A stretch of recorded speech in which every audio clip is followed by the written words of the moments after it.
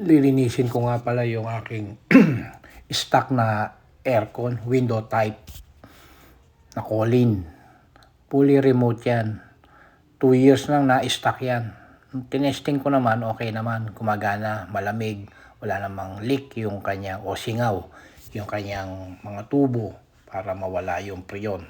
Okay siya. Good condition pa siya. Marumi lang, na-stock.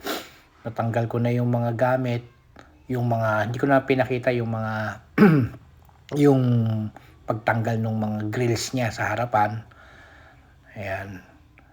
Pinakita ko na lang dyan yung marumi yung kanyang evaporator. Ayan, kanya karumi ang kanya evaporator. Ayan. Tapos yung loob, yung kanyang mga wirings. Ayan. Ayan na yung kayarian nung malinis ko na siya. Para maganda yung performance ng aircon. Malamig kapag ka malinis ang aircon.